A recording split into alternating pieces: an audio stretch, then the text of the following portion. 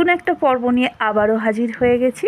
আজকে আমি বানিয়ে দেখাবো একদম দোকানের থেকেও টেস্টফুল একটা সন্দেশ। প্রথমে আমি 2 প্যাকেট আমুলের গোল্ড নিয়েছি। তা এই 2 প্যাকেট দুধ দিয়ে পুরো সন্দেশটাই বানাবো। এখানে কিন্তু কোনো রকম ভেজাল আমি দেব না, সম্পূর্ণ বাড়িতে তৈরি, সম্পূর্ণ একদম খাঁটি মাল যেটা বলা হয়।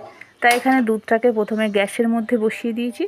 যেই একটু ফুটে উঠেছে তখনই গ্যাস অফ করে দিয়ে ভিনিগার আর ভিনিগার মিশ্রিত জল দিয়ে একদম ভিনিগারের সাথে জল মিশিয়ে দুধটা কাটিয়ে নিলাম।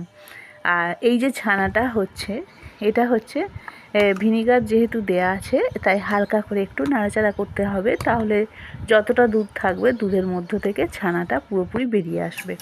তারপরে আমি এখানে একটা নিয়ে নিয়েছি ছাঁকনির সাহায্যে ছেঁকে নিচ্ছি। আর এখানে ছাঁকনির সাহায্যে ছেঁকে নেওয়ার পরে কিছুক্ষণ রেখে দেব, তাহলে পুরোপুরি জলটা বেরিয়ে যাবে। আর ওপর থেকে একটু এমনি সাধারণ জল দিয়ে ধুয়ে নিয়েছি ছানাটা। তারপরে ছানাটা নামিয়ে নিয়ে এটা হাতের সাহায্যে একটুখানি ঘষে নিতে হবে, পুরোটাই ফাটিয়ে দিতে হবে যেটা বলা হয়। তা এটাকে পুরোটা হাতের সাহায্যে একটু মেখে নিয়ে আবারও একটা বাটির মধ্যে আমি কিছুটা জল দিয়ে, আর আমি হচ্ছে সুন্দরবনের মধু ব্যবহার করব আজকে, কিন্তু কোনো রকম চিনি ব্যবহার করব না।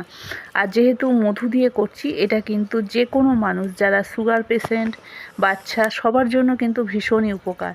তা এখানে আমি দিয়ে দিলাম জলের মধ্যে দিয়ে দেব খাঁটি মধু। এটা সুন্দরবনের একদম খাঁটি মধু। সেই মধুর মধ্যে দিয়ে দেব ছানাটা।